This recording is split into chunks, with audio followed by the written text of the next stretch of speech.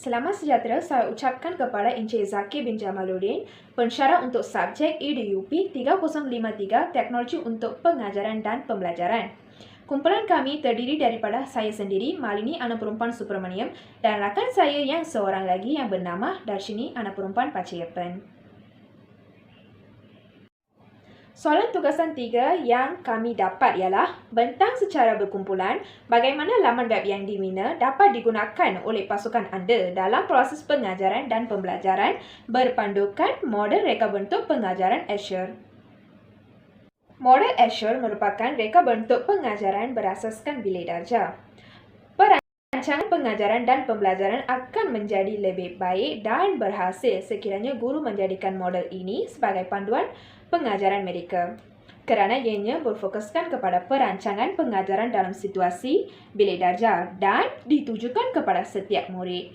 Model rancangan ini dibina secara sistematik bagi memastikan penggunaan alat dan bahan bantuan mengajar memberi kesan optimum dalam proses mencapai objektif yang ditujukan ataupun ditetapkan bagi satu pengajaran dalam bilik darjah. Langkah-langkah yang terdapat dalam model reka bentuk pengajaran Azure ialah yang pertama, analisis. Yang kedua, tentukan objektif. Yang ketiga, pilih kedah, media dan bahan. Yang keempat, guna media. Kelima, dorong penglibatan pelajar. Dan yang terakhir, nilai dan reka bentuk pengajaran berdasarkan model Azure. Mata pelajaran yang kami pilih ialah Bahasa Melayu.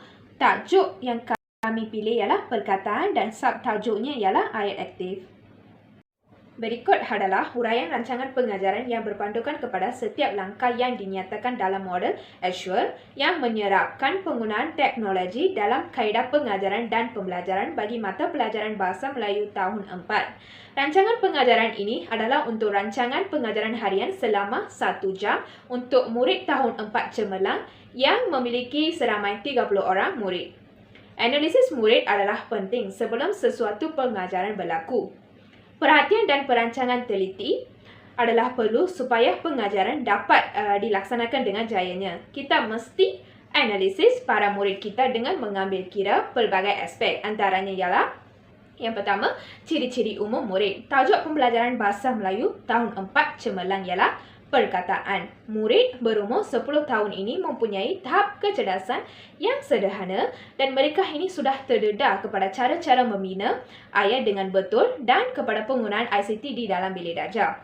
Walaupun begitu, mereka memerlukan perhatian dan aktiviti yang menarik dan mencabar dalam proses pengajaran dan pembelajaran. Elemen terakhir yang terdapat dalam analisis pelajar ialah gaya pembelajaran. Setiap murid mempunyai gaya pembelajaran yang berbeza. Kecenderungan murid ini berbeza kerana terdapat murid yang cenderung kepada penggunaan visual, radio dan kaset, sentuhan dan kinestetik ataupun pergerakan. Maka guru akan menentukan kaedah pengajaran, media pengajaran dan bahan yang diperlukan untuk menarik minat murid supaya pengajaran berjalan dengan lancar dan berkesan. Gaya pembelajaran yang digunakan dalam reka bentuk pengajaran dan pembelajaran ini ialah model gaya pembelajaran VAK. Gaya VAK mengandungi 3 aspek iaitu gaya pembelajaran visual, auditori dan juga kinestetik. Gaya pembelajaran visual. Murid belajar lebih baik dengan melihat sesuatu teks berbentuk perkataan ataupun ayat dalam buku, papan hitam atau paparan komputer.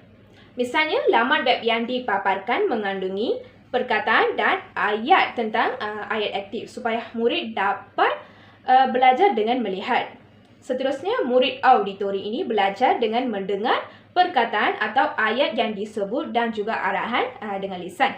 Contohnya, audio juga disertakan dalam laman web pada bahagian latihan uji minda dan supaya murid dapat mendengar arahan dan kata kerja yang diulang dan seterusnya. Membina ayat aktif berdasarkan kata kerja tersebut. Murid kinestetik belajar dengan baik dan berkesan melalui pengalaman dan akan melibatkan dirinya secara fizikal dalam aktiviti di dalam kelas.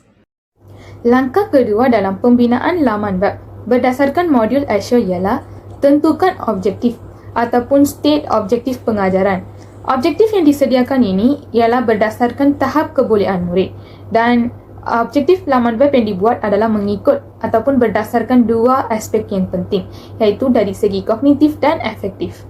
Pada akhir pembelajaran, murid dapat membina 5 ayat aktif berdasarkan kata kerja yang diberikan dengan betul. Objektif ini telah dibina berdasarkan langkah kedua pengajaran laman web, di mana semua murid perlu membina ayat aktif berdasarkan kata kerja yang diberikan bagi setiap gambar gotong royong. Seterusnya, objektif yang kedua yang dibuat ialah pada akhir pengajaran, murid dapat memilih 6 ayat aktif dengan betul berdasarkan soalan benar atau palsu. Objektif ini telah dibina berdasarkan langkah ketiga pengajaran, di mana murid perlu menjawab kuis ayat aktif yang mengandungi soalan benar ataupun palsu dengan betul. Seterusnya, objektif yang dibina dari segi efektif ialah pada akhir pengajaran, murid perlu menunjukkan sikap keyakinan diri semasa menjawab semua soalan yang diberikan dalam laman web. Objektif ini dibina berdasarkan semua langkah pengajaran yang diberikan ataupun mampu dilaksanakan berdasarkan laman web untuk membolehkan penglibatan murid secara aktif dalam semua aktiviti pengajaran laman web. Seterusnya, langkah dalam model reka bentuk pengajaran Azure ialah pilih kaedah, media dan bahan. Lazimnya, dalam satu proses pengajaran, banyak kaedah yang digunakan pakai. Kaedah ini digunakan di setiap peringkat pengajaran secara berbeza-beza. Misalnya, dalam pengajaran dan pembelajaran ini, pasukan kami gunakan kaedah berpusatkan bahan, kaedah berpusatkan murid dan kaedah penerokaan. Kaedah berpusatkan bahan digunakan pada bahagian paparan laman web ayat aktif supaya murid dapat melihat dan memahami kandungan dalam laman web tersebut. Kaedah berpusatkan murid terselah apabila murid-murid dikehendaki membaca dan memahami sendiri apa-apa yang terkandung dalam laman web berkenaan dan menggunakan pemahaman mereka dalam mengisi Google Form yang mengandungi 20 soalan berkaitan dengan ayat aktif. Seterusnya, kaedah penerokaan pula boleh dilihat pada bahagian murid-murid meneroka sendiri kandungan dalam laman web. Selain itu, bahan sumber pengajaran, faktor asas dalam pemilihan media ialah bergantung kepada isi pelajaran, objektif, kaedah dan pelajar. Di dalam pengajaran ini, guru telah memilih untuk menggunakan media 2D yang berbentuk gambar dan Google Form, media 3D dalam bentuk model manusia ataupun diorama dan juga laman web ayat aktif. Seterusnya, langkah guna media atau utilize media. Pertama, media 2D iaitu gambar berbentuk manusia yang digunakan dalam paparan menu, maksud ayat aktif transitif dan ayat aktif tak transitif bagi menarik minat murid. Media 3D iaitu diorama digunakan dalam laman web dalam bentuk permainan word wall untuk membantu murid dalam membuat pemerhatian, penerokaan dan menunjukkan pemahaman mereka dalam ujian. Animasi juga disertakan dalam laman web bagi menarik minat murid dan memberi gambaran yang jelas apa yang ingin dijelaskan oleh guru. Tayangan video ditunjukkan dalam paparan menu pengenalan bagi membantu murid mempunyai konsep tentang ayat aktif. Dalam latihan uji minda juga disertakan satu tayangan video tentang Upin Ipin untuk murid menonton dan memahami sendiri serta membina ayat aktif berdasarkan pemerhatian mereka. Laptop digunakan untuk tayangan video tentang ayat aktif dan menghantar link Google Form kepada murid-murid untuk diisi bagi melihat tahap pemahaman murid berdasarkan laman web ayat aktif yang ditayangkan. Lembaran kerja berbentuk Google Form yang mengandungi soalan diberikan sebagai ujian pra dan ujian pasca untuk menilai keberkesanan laman web ayat aktif.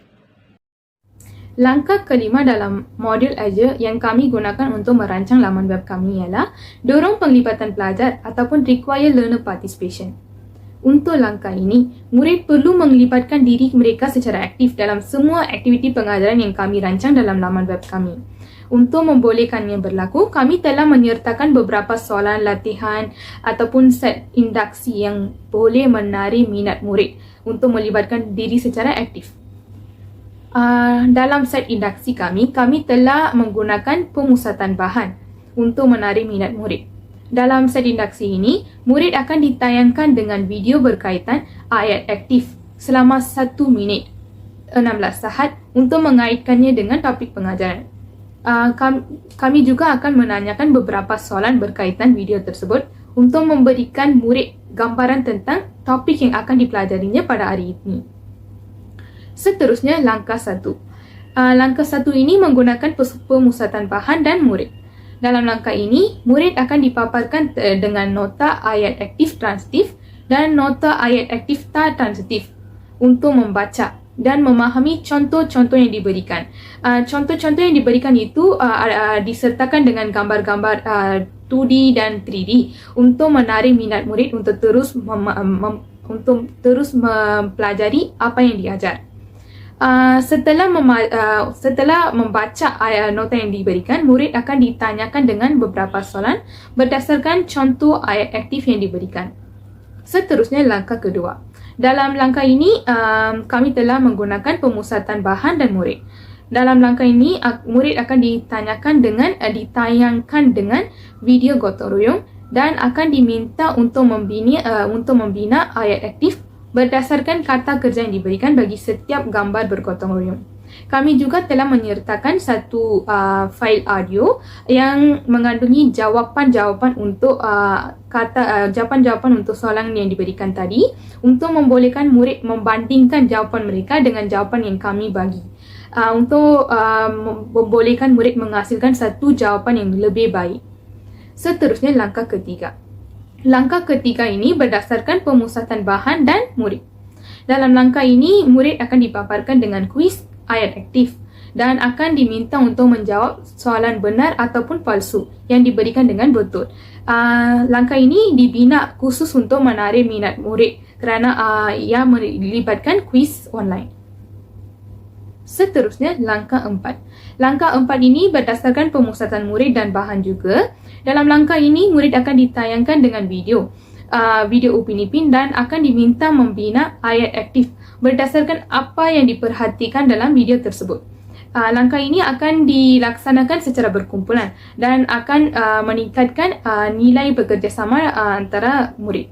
Seterusnya, penutup. Dalam penutup ataupun langkah penutup ini, kami gunakan pemusatan guru, bahan dan murid.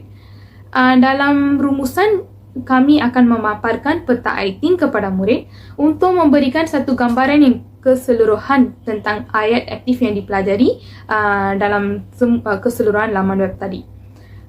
Kami akan menanyakan murid 5 soalan berkaitan ayat aktif yang dipelajari untuk mengetahui penguasaan murid secara menyeluruh.